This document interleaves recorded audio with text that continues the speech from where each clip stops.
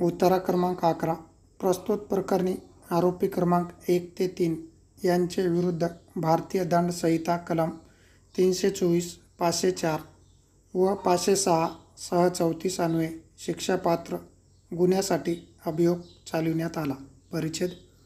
अभियोग पक्षाची हकीकत थोडक्यात दिनांक 29/12/2016 रोजी सकाळी 8 वाजण्याचे सुमारास खबर देणारा हा त्याच्या किराणा दुकानावर हजर असता त्याला भांडणाचा कल्ला ऐकू आला. त्यामुळे तो दुकान बंद करून घरी गेला. त्यावेळी त्याची बहीण कोमल चरणसिंग सोबत आरोपी क्रमांक 1 ते 3 हे घराच्या बाथरूमच्या पाण्यावरून भांडण करीत होते व शिवीगाळ करीत होते.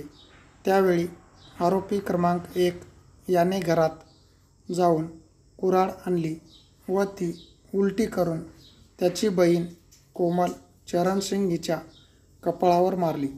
त्यामुळे त्याची बहीण जखमी होऊन खाली पडली. त्यावेळी खबर देणार याने भांडण सोडविण्याचा प्रयत्न केला असता आरोपी क्रमांक 1 ते 3 हे ऐकत नव्हते व त्याची बहीण कोमल हिस मारण्याची धमकी देत होते. त्याची बहीण गंभीर जखमी झाल्याने त्याने गावातील महादेव यांच्या ऑटोने पोलीस ठाणे घाटंजी येथे आणले. सबब खबर देणार याने आरोपीविरुद्ध पोलीस ठाणे घाटंजी येथे खबर दिली आहे. परिच्छेद.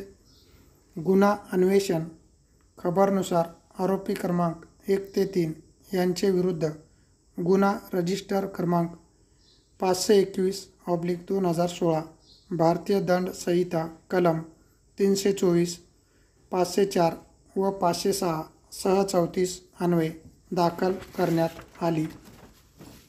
सदर प्रकरणाचे गुन्हा अन्वेषण पोलीस हेड कॉन्स्टेबल कृष्णा यांनी तपास करून तपासादरम्यान साक्षीदारांची बयाने नोंदवून घटनास्थळ पंचनामा केला.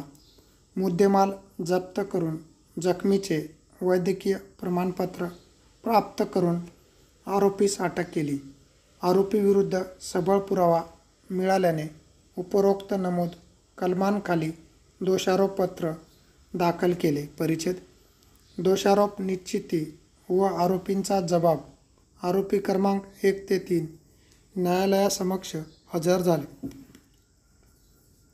माझे पूर्वाधिकारी यांनी त्यांच्या विरुद्ध भारतीय दंड संहिता कलम 324, 504 व 506 सह 34 अन्वये निशाणी क्रमांक 18 वर दोषारोप निश्चित केला व आरोपींचे निवेदन निशाणी क्रमांक 19 ते 21 वर नोंदविले आहेत. सदर आरोपींनी गुन्हा नाकबूल करून प्रकरणाची संपरीक्षा करण्याची याचना केली. परिच्छेद.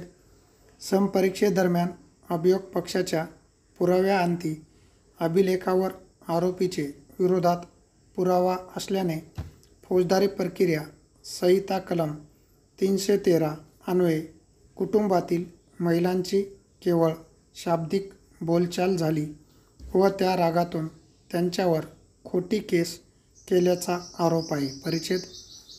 अभिलेखावरून पुढील विचारार्थ उपस्थित झाले त्यावरील निष्कर्ष कारण मीमांसेसह पुढीलप्रमाणे नोंदविण्यात येत आहेत. पूर्ण